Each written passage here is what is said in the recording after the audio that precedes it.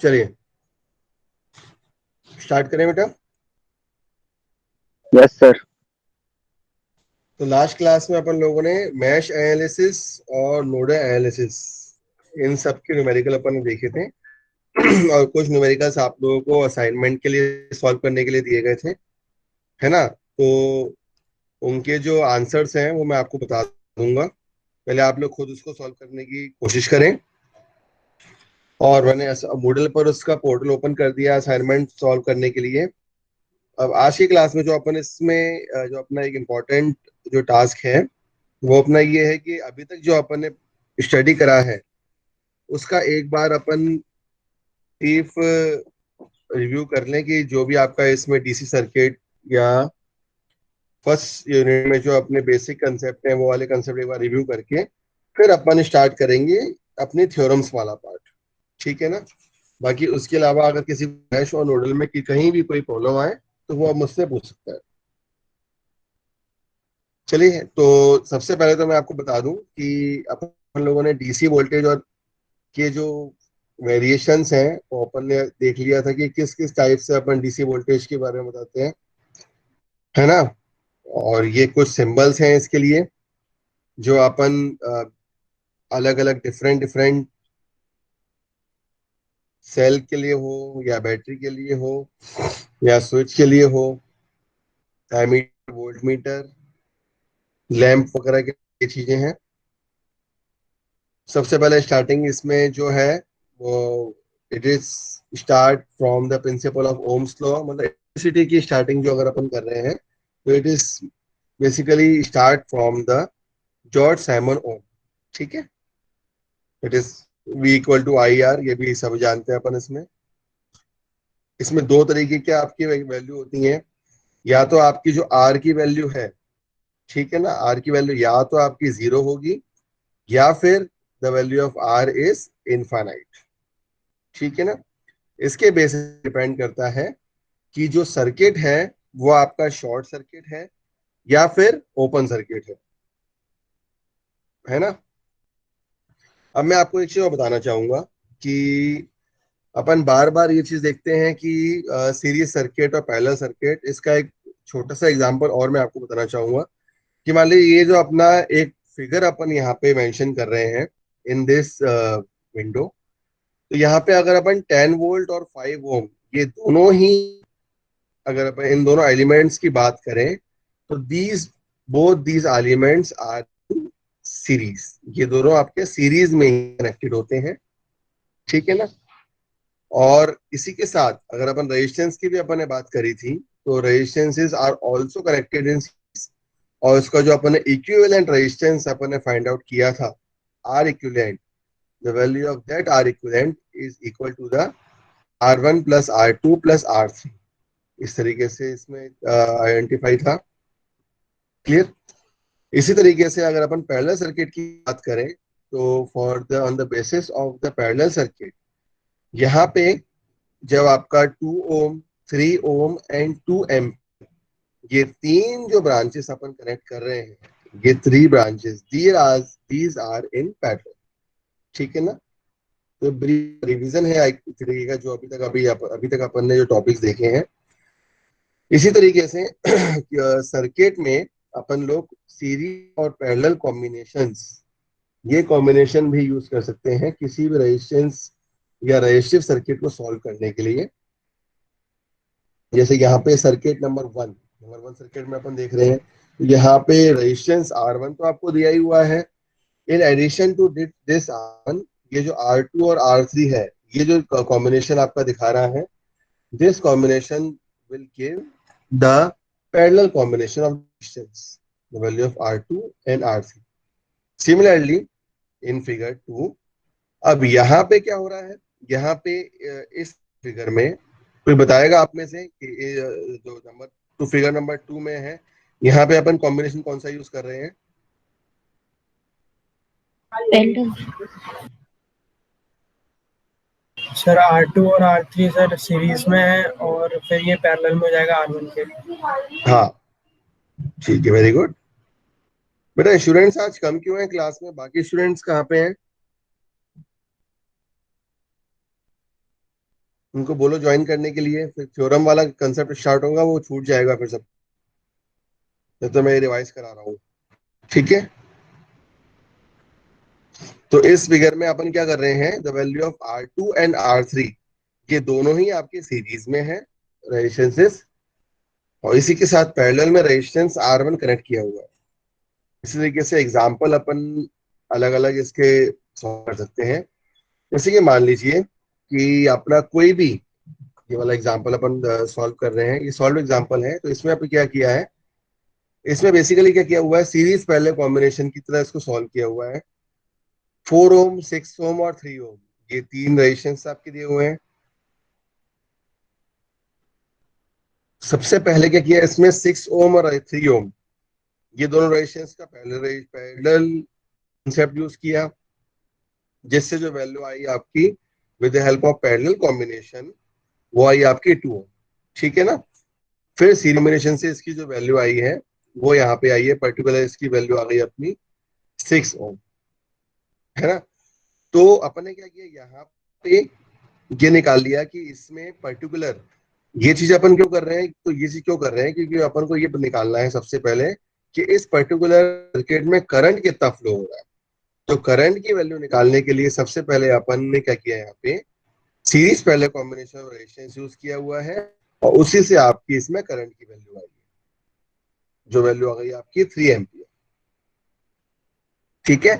फिर अपन ने अगेन क्या, अगर आपसे पूछा गया है कि find the value of current in each branch, तो ईच ब्रांच के लिए जो आपका 3 एम्पियर करंट है, करंट क्योंकि आपका सीरीज में आपका सेम पास होगा, तो जो 6 ओम को अपन ने फर्दर डिवाइड किया, जिसकी वैल्यू आई आपकी 4 ओम और 6 ओम, ठीक है ना, 4 ओम और 2 ओम। तो इसमें रेजिस्टेंस जो है वो तो आपका 3 ओम, 3 एम्पियर हो गया, और इसके साथ ही यहाँ पे अगर अपन वोल्टेज ड्रॉप भी देखें, तो वोल्टेज ड्रॉप भी आपको दिख रहा होगा इसमें, इस न्यूमेरिकल में, कि जो वोल्टेज आपका 4 ओम और 2 ओम के अक्रॉस जो वोल्टेज ड्रॉप आ रहा है with the help of current 3 ampere, that is 12 volt और 6 वोल्ट, वो हो रहा है आपका यहाँ पे, उसका कंबाइंड होके क्या हो रहा है यहाँ पे 80। इसी तरीके से जो आपका 2 ओम को जो अपन ने फर्दर डिवाइड किया था यहाँ पे 6 ओम और 3 ओम में, यहाँ पे भी आप करंट इसका यूज किया हुआ है। वो जो करंट अपन ने इसमें यूज किया with the help of this voltage 6 volt, and with the help of the resistance given 6 ओम, तो अपन ने यहाँ पे देखा 6 ओम और 3 ओम कि करंट का डिवीजन अपन ने यहाँ पे कर दिया, ठीक है ना। मतलब 3 एम्पियर को यहाँ पे 1 एम्पियर और 2 एम्पियर इसमें अपन ने डिवाइड कर दिया। इसका मतलब क्या हुआ, यहाँ पे पॉइंट में 3 एम्पियर आया, यहाँ से जो आया, और उसी के साथ इस in continuation to that B point से भी आपका 3 एम्पियर इसमें फ्लो हुआ, ठीक है, समझ आया सबको। तो इस तरीके से इस पर्टिकुलर रेजिस्टेंस की वैल्यू तो अपन ने निकाल ली है, और उसके साथ साथ अपन ने क्या किया यहाँ पे, हर ब्रांच का करंट और वोल्टेज, ये करंट और वोल्टेज ये दोनों की वैल्यू यहाँ पे अपन ने मेंशन कर दी, ठीक है। और ऐसे ही अपन एक कंसेप्ट पढ़ते हैं, जैसे एज ए इलेक्ट्रिकल इंजीनियर अपन को ये कंसेप्ट बहुत ही इंपॉर्टेंट रहता है कि जब भी कभी अपन किसी इलेक्ट्रिकल सिस्टम की बात करते हैं या इलेक्ट्रिकल एनर्जी की बात करते हैं, तो फॉर दैट इलेक्ट्रिकल सिस्टम और इलेक्ट्रिकल एनर्जी, इनिशियली जो स्टार्टिंग जो आपकी होती है, नंबर वन जो स्टार्टिंग होती है आपकी, नंबर फेज जो है वो है आपका जनरेटिंग स्टेशन, ठीक है ना। और जनरेटिंग स्टेशन का जो वैल्यू अपन इसमें ले रहे हैं 11, 11.5, 12 और 13 kV, मतलब जनरेटिंग स्टेशन में जो जनरेटिंग वोल्टेज रहता है वो आपका हमेशा कम रहता है। फिर अपन क्या करते हैं, with the help of step up transformer, सबसे पहले जनरेशन आएगा, फिर आपका ट्रांसमिशन होगा सेकेंड स्टेप में, ठीक है। फिर उसके बाद थर्ड स्टेप में अपन क्या करते हैं, इसको डिस्ट्रीब्यूट कर देते हैं। ये तीन स्टेप इसमें चलते हैं, जनरेशन, ट्रांसमिशन एंड डिस्ट्रीब्यूशन। जब ट्रांसमिट कर रहे हैं उस टाइम पे अपन क्या कर रहे हैं, हाई वोल्टेज की वैल्यू को ट्रांसमिट करते हैं, दैट इज यहाँ पे 13 या 11 केवी मान लो जनरेट हुआ with the help of step up transformer. Step up transformer बोल रहे हैं अपन इसको, या फिर पावर ट्रांसफार्मर बोल रहे हैं। इस पावर ट्रांसफार्मर का काम क्या रहता है कि आप वोल्टेज की वैल्यू को इंक्रीज करता है, स्टेप अप करता है। तो 11 से 200 केवी तक या 500 केवी तक आप स्टेप अप करके अपन ट्रांसमिट करते हैं अपने वोल्टेज की वैल्यू को। उसके बाद पावर ट्रांसमिशन, प्राइमरी ट्रांसमिशन के बाद जो आपकी यहाँ पे वैल्यू आती है वो आता है यहाँ पे सेकेंडरी ट्रांसमिशन।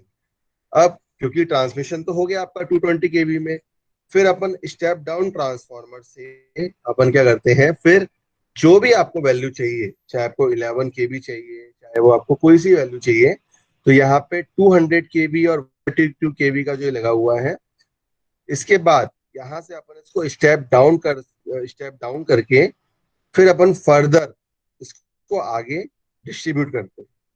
फिर डिस्ट्रीब्यूट करने के बाद चाहे अपन उसको इंडस्ट्रियल में लें, इंडस्ट्रियल यूज में मतलब आप, या फिर जैसे कि अपन ने मॉल देखे हैं, तो मॉल में भी अपन जो आप बड़े मल्टीज रहती हैं या मॉल रहते हैं, वहां अपन डायरेक्टली 11 केवी की सप्लाई यूज कर सकते हैं। ठीक है ना। तो वो अपन, वो जो चीज आती है that will come under the primary distribution. तो यहाँ पे लिखा हुआ है ये वाला डिस्ट्रीब्यूट कर रहे हैं, इसमें ऑब्लिक का मतलब ये है, यहाँ पे लिखा हुआ है स्टेप डाउन ट्रांसफार्मर ये यूज कर रहे हैं अपन। दैट इज 132 केवी वोल्टेज को या 66 केवी वोल्टेज को अपन लोग क्या कर रहे हैं इसमें 11 केवी में कन्वर्ट कर रहे हैं। ठीक है ना। और ये 11 केवी अपना प्राइमरी डिस्ट्रीब्यूशन में आता है। देन आफ्टर दैट जो अपने घर के बाहर जो जिसको हम बोलते हैं डिस्ट्रीब्यूट डीपी अपन बोलते हैं, तो डिस्ट्रीब्यूशन पोल बोलते हैं, तो उसका काम क्या रहता है, that is a distribution transformer. वो डिस्ट्रीब्यूशन ट्रांसफार्मर 11 केवी की वोल्टेज को, अगर थ्री फेज है तो 400 वोल्ट में, और सिंगल फेज है टू 230 वोल्ट में, इस पर्टिकुलर वोल्टेज लेवल में अपन इसको कन्वर्ट करके अपना जो सेकेंडरी डिस्ट्रीब्यूशन है, या जो अपना जो भी रेजिडेंशियल कंज्यूमर है, चाहे वो रेजिडेंशियल हो या कमर्शियल हो, तो वो वहां पे इसको डिस्ट्रीब्यूट करके आगे इसको भेजता है। ठीक है ना। तो इस तरीके से अपन जो भी आपका जनरेशन, ट्रांसमिशन और डिस्ट्रीब्यूशन जो आपका पूरा इसमें सिस्टम चलता है इलेक्ट्रिकल का, इस तरीके से इसमें काम करता है। ठीक है। और इसी तरीके से जो आपके बेसिकली जो अपने फैक्टर्स हैं, चाहे वो अपना नैनो में हो, चाहे में हो, चाहे सेंटी में हो, चाहे माइक्रो में हो, क्योंकि आगे जाके जो अपन इंडक्टेंस कैपेसिटेंस की वैल्यू आती हैं, तो वो आपकी मिली में, माइक्रो में, ये सब वैल्यूज भी आपको इसमें मिलती हैं। ये वैल्यू अपन देखते हैं इसमें अपन। ठीक है। सर्किट एलिमेंट्स की अपन ने बात करी थी, तो एक्टिव एलिमेंट और पैसिव एलिमेंट दोनों की बात हुई थी आपसे। एक्टिव एलिमेंट मतलब आपका वोल्टेज सोर्स, करंट सोर्स, और पैसिव एलिमेंट का मतलब क्या है, R L C, resistance, inductance, capacitance, इन तीनों की वैल्यू अपन ने इसमें ली है। ठीक है। क्योंकि अपना डीसी सर्किट है, तो डीसी सर्किट में आपका सिर्फ रेजिस्टेंस की वैल्यू अपन ने बात करी है अभी। एसी सर्किट में we have talk about the inductance and capacitance. इसी तरीके से जो वैल्यू आपकी अपन बात करी थी, अपन ने टाइप्स ऑफ सोर्सेस की बात हुई थी, तो उसमें सबसे पहले अपन ने इंडिपेंडेंट सोर्स और डिपेंडेंट सोर्स, इन दोनों की बात हुई थी अपनी। तो इंडिपेंडेंट मतलब जो अपना यहाँ पे सर्कल से अपन इंडिकेट कर रहे हैं, यह आपका इंडिपेंडेंट है ना। जिसको अपन ने किससे इंडिकेट किया था, वो बताएगा। डिपेंडेंट सोर्स को किससे इंडिकेट किया था अपन ने, वो पिरामिड से सर। किससे किया था संजना, पिरामिड से डिपेंडेंट। पिरामिड। तो ये पिरामिड जो स्ट्रक्चर आ रहा है, this is the dependent source. ठीक है। उसके बाद अपन ने एक नोड पॉइंट के बारे में जाना था कि जहां से आपके दो या दो से ज्यादा पॉइंट्स, सर्किट एलिमेंट्स कनेक्टेड होंगे, तो वो आपका नोड पॉइंट हो जाता है। तो यहाँ पे ये जो आपका डायग्राम दिखा रहा है, यहाँ पे अपन ने जो रेड डॉट्स अपन ने इसमें मेंशन किया हुआ है, these are the different node points.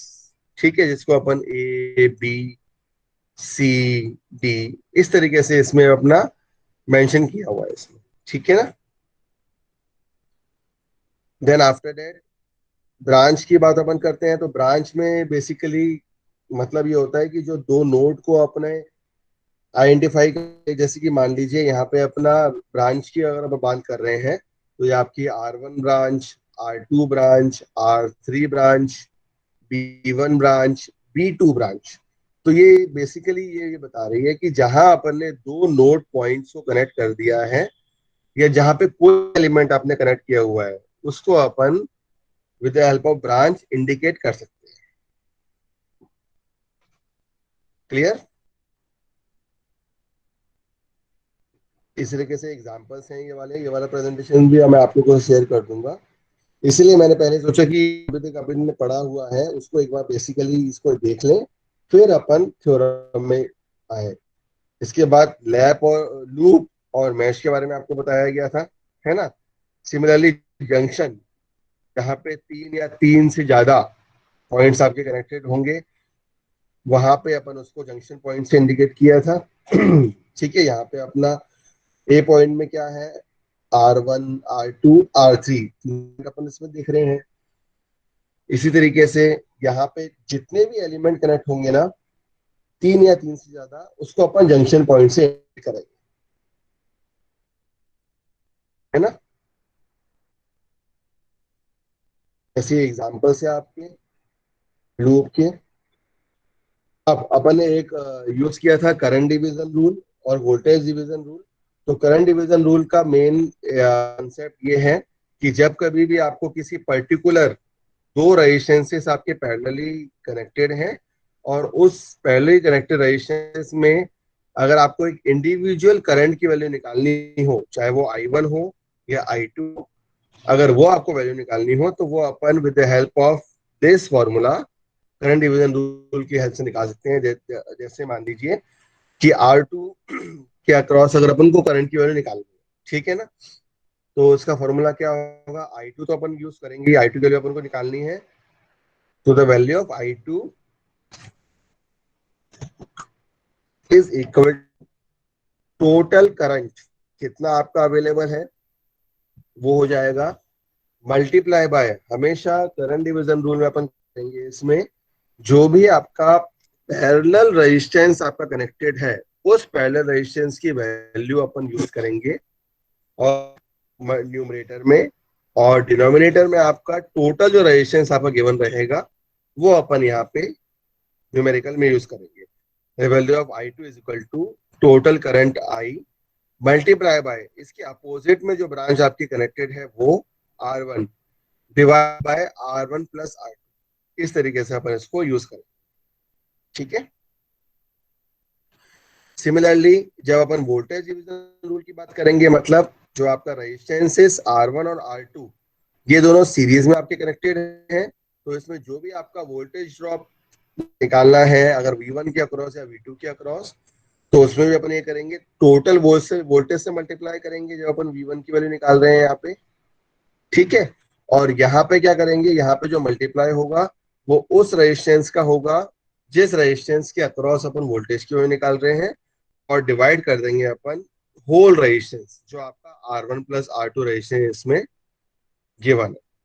ये हो गया V1 के लिए। तरीके से ये V2 के लिए भी अपन यही करें,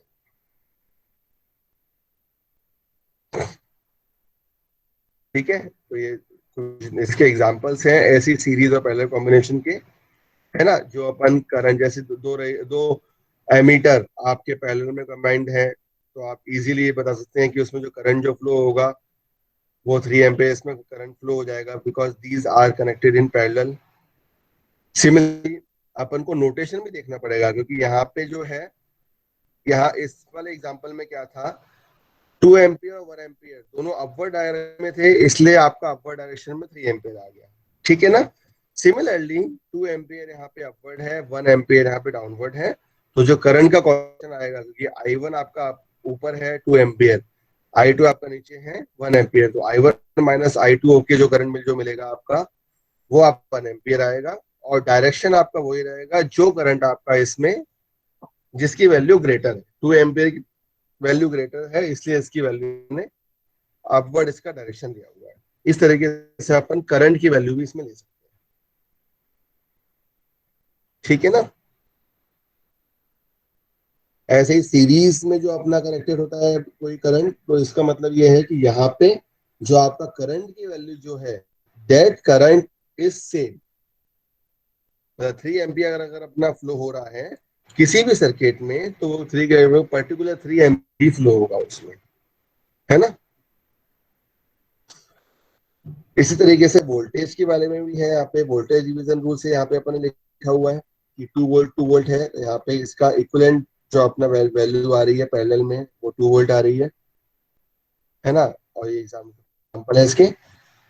एक तरीके का अपन ने सोर्स ट्रांसफॉर्मेशन भी देखा था कि जब आपका वोल्टेज सोर्स और रेजिस्टेंस ये जब अपना सीरीज में कनेक्टेड हो और जब अपन इसको ट्रांसफर करेंगे किसी भी एक करंट सोर्स में, तो उसका मतलब क्या है, that value of current source, यहाँ पे इस आई एस की वैल्यू क्या आएगी, the value of I S is equal to V S by R, जो भी आपका वोल्टेज सोर्स और रेजिस्टेंस कनेक्टेड है। इन एडिशन टू दैट इसमें आपका एक पैरेलल में रेजिस्टेंस कनेक्ट हो जाएगा। सिमिलरली जब अपन करंट सोर्स को वोल्टेज सोर्स में कन्वर्ट कर रहे हैं, तो यहाँ पे वी एस की वैल्यू अपने क्या आएगी, value of V S is I S multiply by R, और जो यहाँ पे पहले में रेजिस्टेंस आपने कनेक्ट किया हुआ था वो रेजिस्टेंस आपने यहाँ पे सीरीज में कनेक्ट कर दिया। तो यहाँ पे चाहे वो इंडिपेंडेंट सोर्स हो या फिर डिपेंडेंट सोर्स हो, दोनों के लिए अपने ट्रांसफॉर्मेशन यूज कर सकते। ठीक है, कोई कंफ्यूजन इसमें अभी तक जो टॉपिक अपन ने देखा?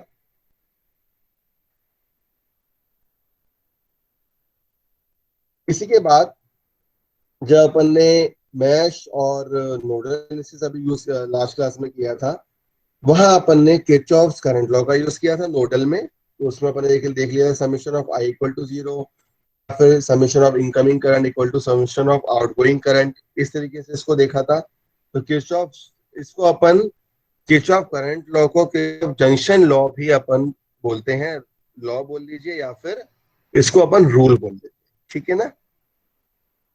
किसी एक वाटर पाइप एनालॉजी की तरह ये इसको इसको समझा जा सकता है अपने करंट के कंसेप्ट को।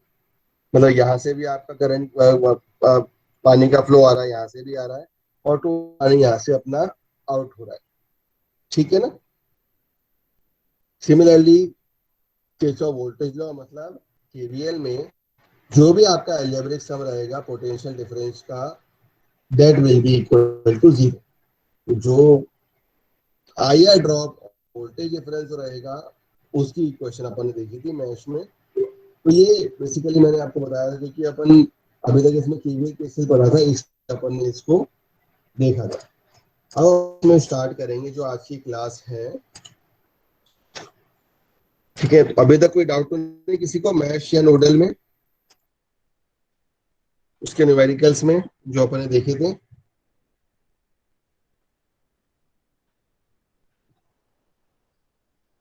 बताओ बेटा, कोई डाउट मैश में एनालिसिस में या नोडल एनालिसिस में? किसी को भी डाउट हो तो पूछ लो,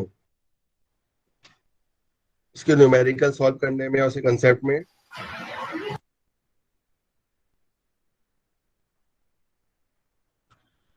चलिए, तो इसमें अब नेक्स्ट जो है दैट इज द थ्योरम्स। देखिए, थ्योरम्स का यूज अपन क्यों करते हैं? अभी तक आपने क्या किया था कि अपन ने ओम्स लॉ का यूज किया, फिर किरचॉफ करंट लॉ का यूज किया, फिर किरचॉफ वोल्टेज लॉ का यूज किया, फिर मैश एनालिसिस एनालिसिस इनका भी यूज किया।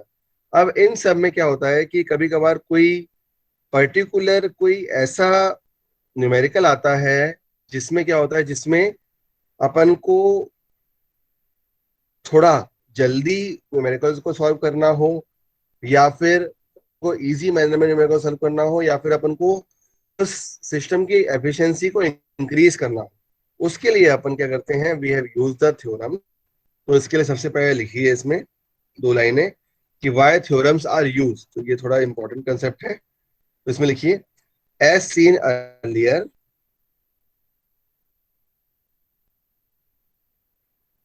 as seen earlier in mesh and nodal analysis, as seen earlier in mesh and nodal analysis, finding out the response. ठीक है, अब मुझे बताया रिस्पॉन्स से मतलब क्या है। अगर अपन रिस्पॉन्स बात कर रहे हैं तो रिस्पॉन्स से अपन क्या डिफर करना चाह रहे हैं बेटा, ये बताइए आप। जो न्यूमेरिकल में सॉल्व करने को दिया अगर है। अपन किसी केट में रिस्पॉन्स की बात कर रहे हैं कि रिस्पॉन्स आपको क्या चीज बता रहा है, बताएं। जो न्यूमेरिकल में सॉल्व करने को दिया है वो। सर करंट की वैल्यू। हाँ, रिस्पॉन्स से अपन ये बताना चाह रहे हैं कि रिस्पॉन्स या तो आपका करंट होगा या फिर वो आपका वोल्टेज भी हो सकता है।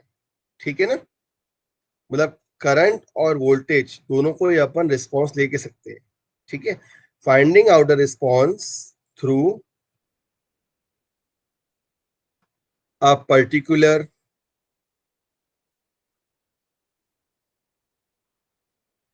नेटवर्क, किसी एक पर्टिकुलर नेटवर्क में हो या फिर एलिमेंट। ठीक है, it requires a number of equations.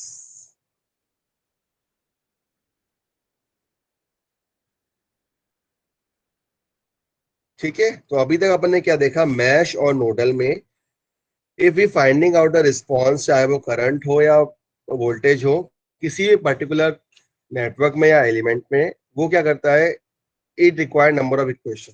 ठीक है, now to get a solution, to get the solution in an easy manner, comma, to save time, to save time, and to increase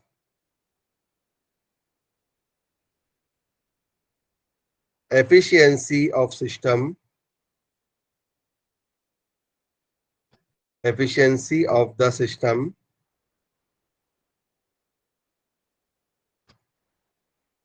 some other methods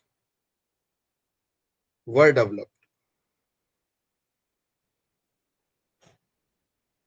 ठीक है, तो अगर अपन को solution निकाला, to get a solution in an easy manner, या फिर अपन को save time save करना हो या एफिशिएंसी इंक्रीज करनी हो किसी भी सिस्टम की, तो अगर आप इसके लिए अपन अदर मेथड्स करते हैं, तो these methods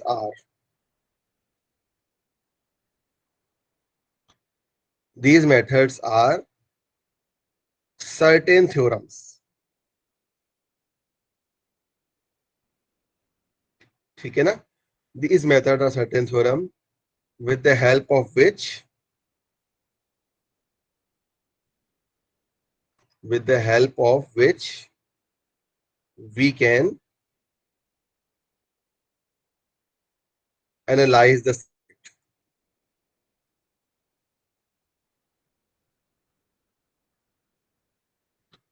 these methods are certain theorem with the help of which we can analyze the circuit for unknown quantity।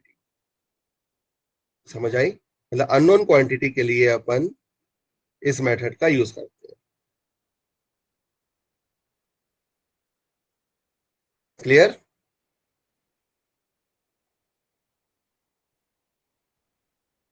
तो the theorems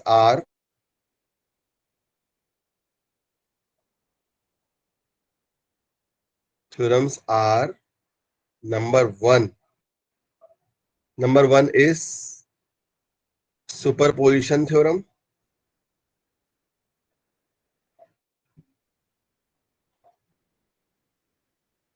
number 2 is Thevenin's theorem,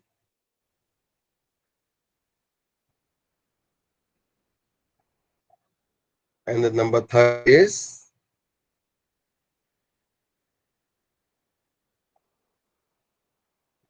Norton theorem। Number one is superposition theorem, number two is Thevenin theorem, number three is Norton theorem.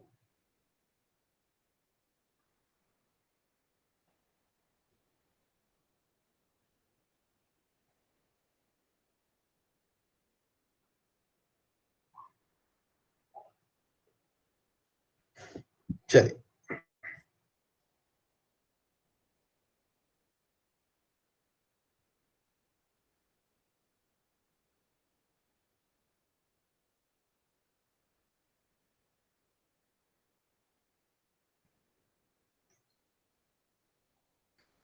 लिख लिया सबने? Concept समझ आया सबको कि अपन क्या कर रहे हैं इसमें?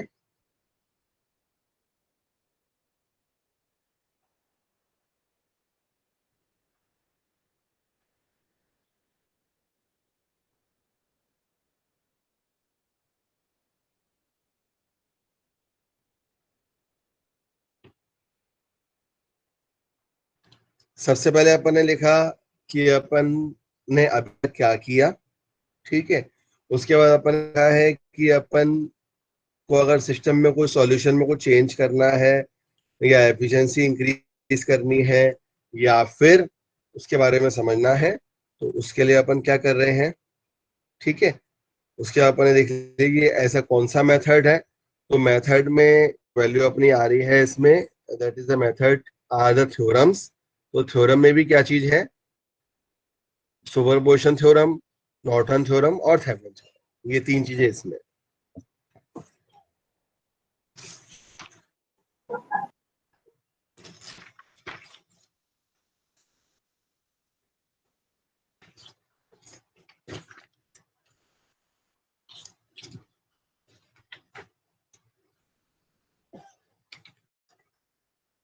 चलिए सुपरपोजिशन थ्योरम स्टार्ट करें बेटा, बताएं।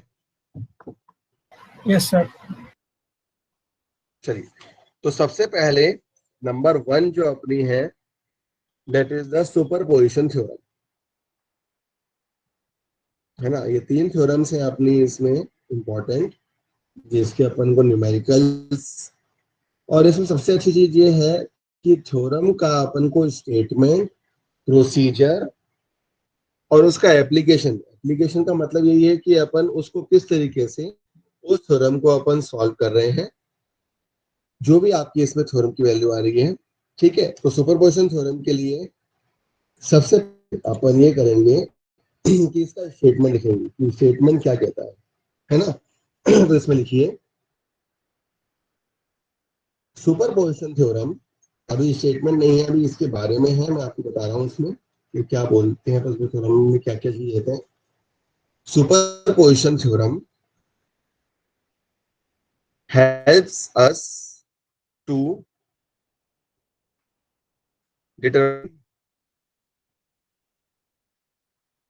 superposition theorem help us to determine the effect of several energy sources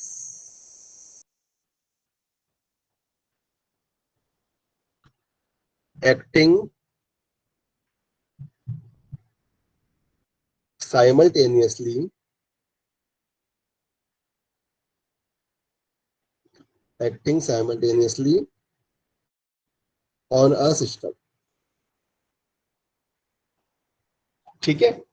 superposition theorem क्या बताता है, सुपरपोजिशन थ्योरम ये बोलता है आपको कि इसमें अपन डिटरमाइन करते हैं effect of several energy sources. Several energy sources से मतलब ये है, चाहे उसमें अपन वोल्टेज सोर्स यूज कर रहे हैं या करंट सोर्स यूज कर रहे हैं या कोई सा भी सोर्स यूज कर रहे हैं, उन दोनों में से उसका इफेक्ट अपन बताता है, ठीक है। अब अपन इसका स्टेटमेंट लिखेंगे। स्टेटमेंट क्योंकि इंपॉर्टेंट रहता है, तीनों ही थ्योरम का स्टेटमेंट बहुत ही इंपॉर्टेंट है, इसलिए अपन स्टेटमेंट में भी ज्यादा ध्यान देंगे इसमें, ठीक है। तो सुपरपोजिशन थ्योरम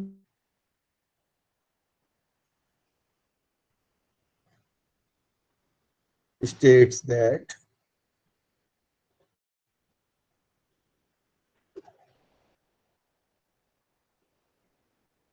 बेटा स्क्रीन विजिबल है ना सबको? Yes sir. Yes, sir. Superposition theorem states that, अब इसका अपन स्टेटमेंट लिखेंगे, एक एक करके मैं स्टेटमेंट लिखते जाऊंगा और आपको समझाते भी जाऊंगा कि इसमें पर्टिकुलरली इसमें हो क्या रहा है, ठीक है ना। Superposition theorem state that, inverted commas में,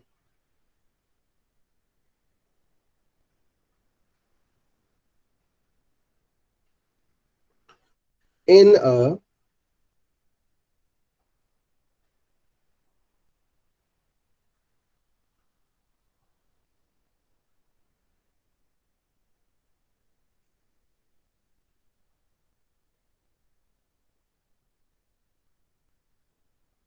in a linear network,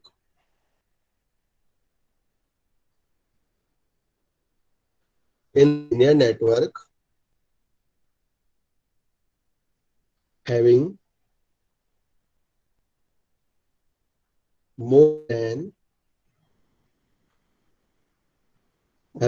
than one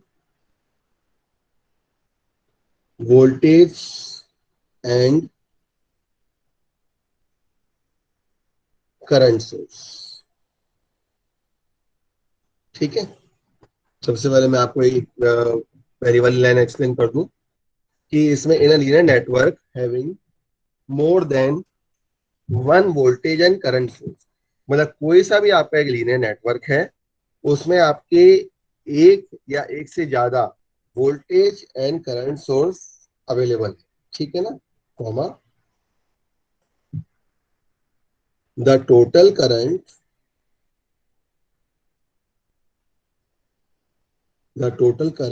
और voltage in any branch the total current or voltage in any branch is algebraic sum of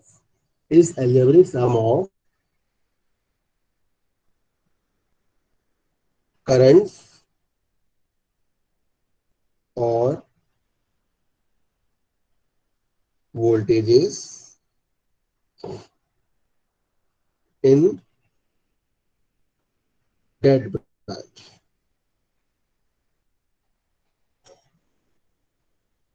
ठीक है। द टोटल करंट और voltage in any branch is algebraic sum of और voltage in that branch produced by, ये बहुत ही important term है, इसी से पूरा सुपरपोजिशन थोड़ा एक्सप्लेन होता है, produced by each source acting separately,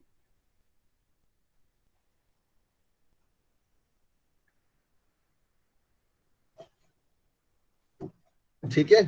फिर से एक बार रिवाइज कराता हूँ इसका स्टेटमेंट, क्योंकि स्टेटमेंट आपको याद होना चाहिए, तो समझ के याद करो तो और इजी होगा। इसमें लिखा हुआ है in a linear network having more than one voltage and current source, comma the total current और voltage in any branch is algebraic sum of currents or voltages in that branch produced by each source acting separately, ठीक है।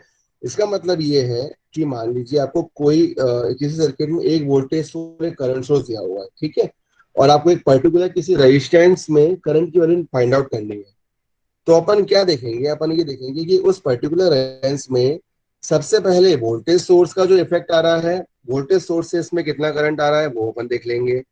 फिर अपन ये देखेंगे कि उस time जो आपका करंट सोर्स था उसको अपन रिप्लेस कर देंगे, है ना।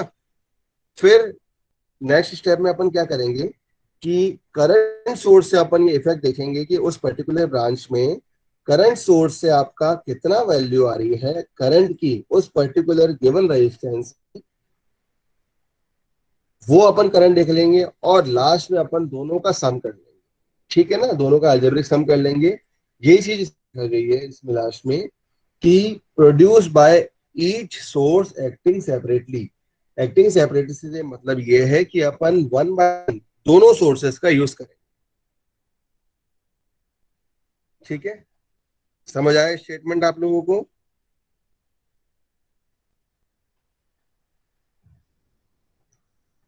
इसका प्रोसीजर देखिए अपन किस तरीके से इसका प्रोसीजर में ऐसे अपन न्यूमेरिकल सॉल्व करेंगे।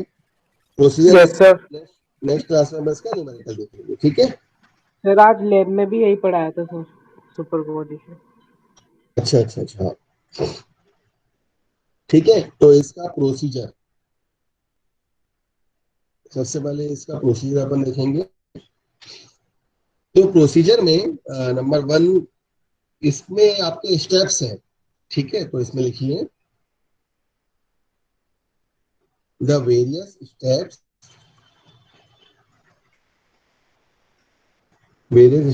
To analyse various steps to analyze a network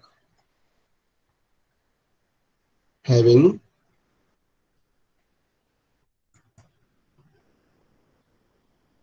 independent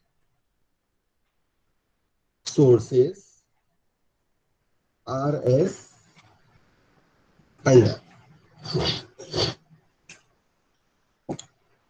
ठीक है, कोई सा भी आपका इंडिपेंडेंट सोर्स में गिवन है, उसके लिए अपन जो स्टेप्स रहेंगे, क्योंकि स्टेप्स अगर आप समझ लें ना, तो आपको सोल्यूशन की न्यूमेरिकल सॉल्व करने में बिल्कुल प्रॉब्लम नहीं आएगी।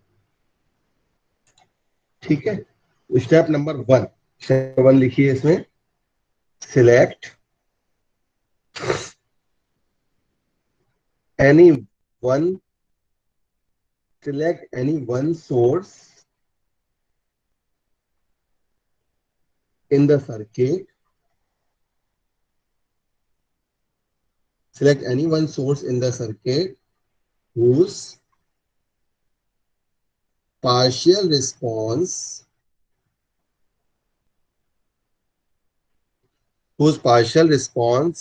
is to be determined.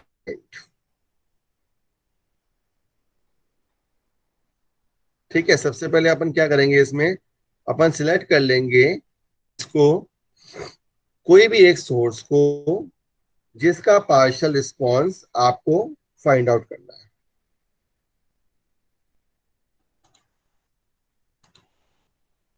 Clear? Next step में आऊं बेटा मैं, स्टेप टू में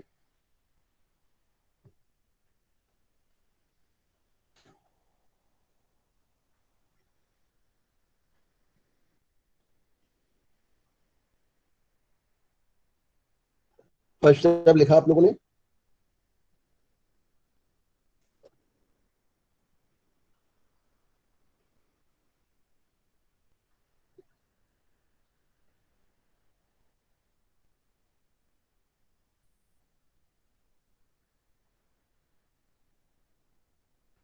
बताएं बेटा।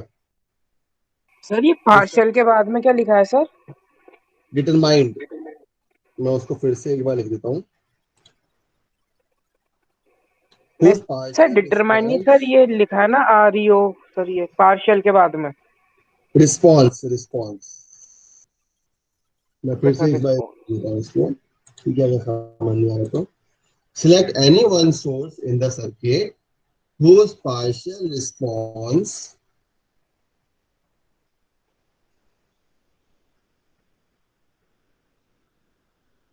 whose partial response is to be determined। ठीक है, नेक्स्ट स्टेप में आऊं,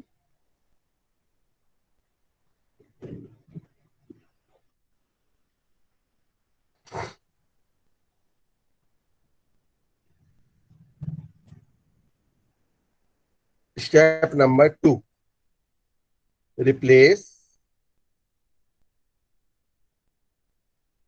all other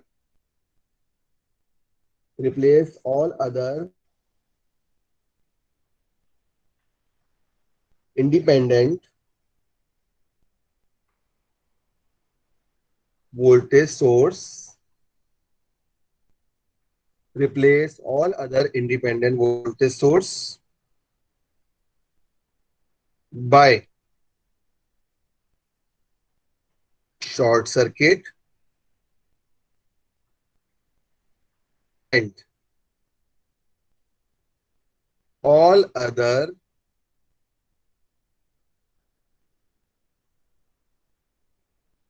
independent current source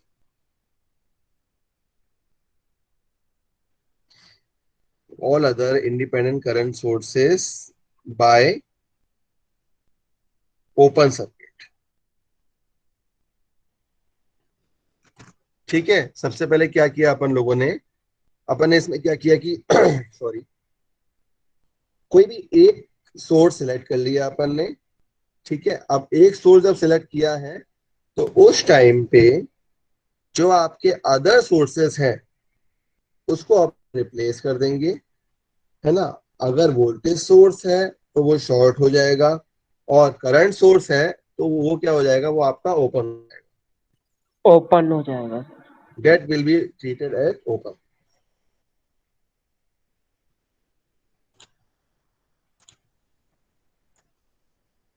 clear. Next step number 3,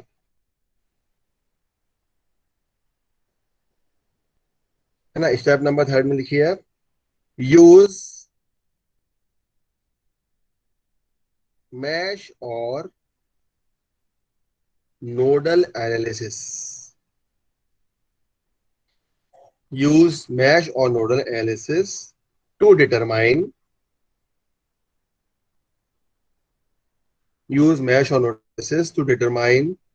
the partial response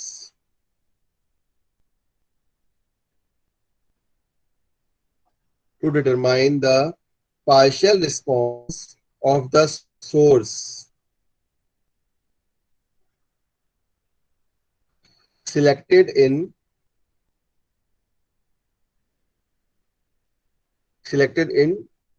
step number 1। ठीक, तो थर्ड स्टेप में क्या करेंगे अपन, थर्ड स्टेप में आप लोग क्या करेंगे, इसमें मैश या फिर नोडल एनालिसिस का यूज करेंगे। किसके लिए, डिटरमाइन करने के लिए पार्शियल रिस्पॉन्स को, मतलब करंट की वैल्यू का या वोल्टेज की वैल्यू को, जो भी आपका देखा हो, किससे, जो सोर्स अपन सिलेक्ट किया हुआ है स्टेप नंबर 1 से। ठीक है, और स्टेप नंबर 4 में क्या होगा, step number 4 is repeat the above steps for all other sources present in the network। फिर से रिपीट करता हूं इसको। स्टेप नंबर 4 है आपका, repeat the above steps for all other sources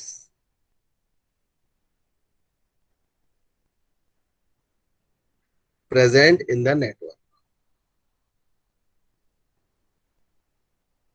ठीक है, रिपीट करेंगे आप यही स्टेप्स को। मतलब मान लीजिए एक वोल्टेज सोर्स दिया गया है, एक सोर्स दिया हुआ है, या दो वोल्टेज सोर्स मान लीजिए आपके, जैसे अपने प्रैक्टिकल किया था आप लोगों ने, 15 वोल्ट का और 30 वोल्ट का। ठीक है ना, एक बार में जब आपने 30 वोल्ट यूज किया उस टाइम जो 50 वोल्ट है वो आपने शॉर्ट कर दिया। ठीक है, फिर अपन ये दे दिए जो अपन 30 वोल्ट यूज किया हुआ है उससे किसी भी ब्रांच का में जो रिस्पॉन्स आ रहा है करंट, वो कितना आ रहा है, वो अपन ने राइट डाउन लिख लिया। मान लीजिए उसकी अपन लिख लिया I1 डैश, उसको लिख लिया, है ना। उसके बाद अब स्टेप 4 का मतलब ये है कि ये तीनों ही स्टेप अब अपन क्या करेंगे, अब दूसरे सोर्स के लिए करेंगे। दूसरा सोर्स मान लीजिए 15 वोल्ट का है, तो 15 वोल्ट को सिलेक्ट किया, उस पे 30 वोल्ट जो है वो शॉर्ट हो जाएगा। फिर अपन ने फिर से यूजिंग मैश एनालिसिस या नोडल एनालिसिस, या कभी कभी अपन ओम्स लॉ से भी या किरचॉफ लॉ से भी उस पर्टिकुलर ब्रांच में करंट की वैल्यू फाइंड आउट कर सकते हैं। वो करंट आप फाइंड आउट करेंगे, मान लीजिए उसकी वैल्यू आई आपकी I1 डबल डैश। ठीक है, एक हो गया I1 डैश, एक हो गया I1 डबल डैश। और लास्ट में स्टेप नंबर 5 में क्या करेंगे आप लोग, जो दोनों करंट अपन ने फाइंड आउट किए हैं दोनों करंट को अपन ऐड कर दो। ठीक ऐड है, कर देंगे सर। तो लास्ट में है algebraically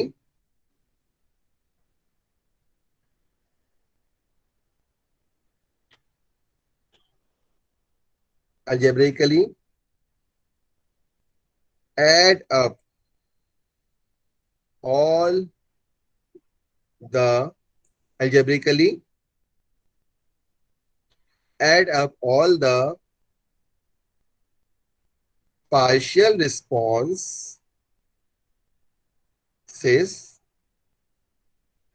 obtained up to step number 4। ठीक है ना। मान लीजिए I1 डैश और I1 डबल आपका फाइंड आउट हुआ है, तो अपन क्या करेंगे, एल्जेब्रिकली एल्जेब्रिकली अपन इसलिए लिख रहे हैं क्योंकि अगर मान लो I1 की वैल्यू आपकी -3 एम्पियर आ रही है और I2 की 4 एम्पियर आ रही है, तो वो -3 एम्पियर को भी अपन यहाँ पे कंसिडर करेंगे। फिर बाद में अपन को उसको देखेंगे उसमें फाइनल आपकी करंट की वैल्यू क्या फाइंड आ रही है। क्लियर, इसलिए इसमें एल्जेब्रिकली लिखा जाता है, लिख रहे हैं आप। So this is the required response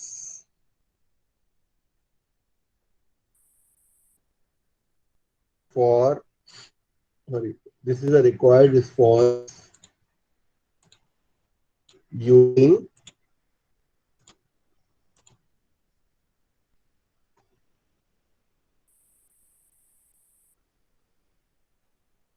superposition theorem.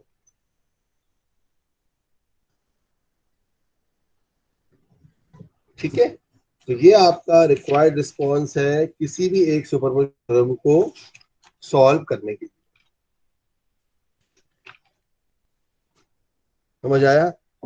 तो आज की क्लास देखा कि जो अभी तक कंसेप्ट देखे थे वो वाले देखे अपन ने। उसके बाद थ्योरम्स में यूज क्यों करते हैं, थ्योरम्स को अपन सुपरपोजिशन थ्योरम का स्टेटमेंट एक्चुअली उसमें होता क्या है और लास्ट में उसका प्रोसीजर। नेक्स्ट क्लास में अपन लोग इसका कल देखेंगे। ठीक है ना। और अभी तक के किसी न्यूमेरिकल में किसी को कोई डाउट हो तो फिर आप पूछ सकते हो, किसी को भी किसी न्यूमेरिकल पूछ सकते हो, चाहे वो मैश में चाहे वो नोडल में। और आप लोग भी साथ में आप न्यूमेरिकल सॉल्व करना शुरू करें। ठीक है ना। जिस जिस टॉपिक जो जो टॉपिक अपन पढ़ते जाए उन टॉपिक्स का आप न्यूमेरिकल भी साथ में सॉल्व करना स्टार्ट रखिए।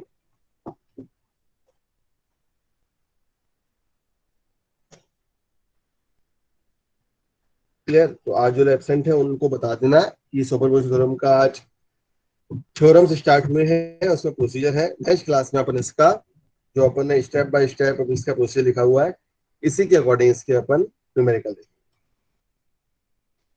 सर हाँ पूछिए संजना। सर असाइनमेंट में 3 क्वेश्चन करने हैं ना, 2 मिस और एक नोट का, नोडल का। थोड़ा जोर से बोलो। सर असाइनमेंट में 3 क्वेश्चन ही करने हैं ना, 2 मिस का और एक नोडल का। नहीं, 2 मैश और 2 नोडल के हैं। सर वो जो आप एक बता दिए थे ना उसे भी करना है। नहीं नहीं, मैं आपको एक बार दिखा देता हूँ। आप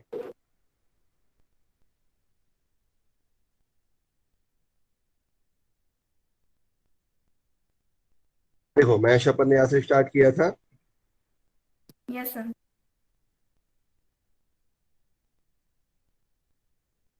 पी वाई न्यूमेरिकल है आपका। हाँ यस सर। ठीक है, यस सर। नंबर 1 ये हो गया आपका। उसके बाद एक न्यूमेरिकल ये वाला दिया था। हाँ यस सर। 2 हो गए मैश के। Yes sir. उसके बाद नोडल एनालिसिस अपन ने स्टार्ट किया था, नोडल मैश जो किया था।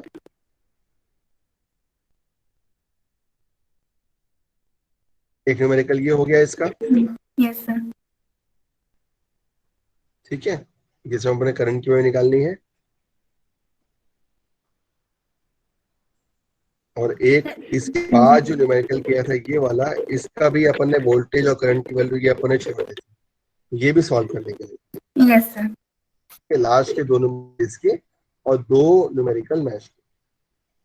Yes sir, okay sir. करना कोशिश करना, नहीं होगा तो फिर अपन लोग इसको क्लास में करके देखेंगे।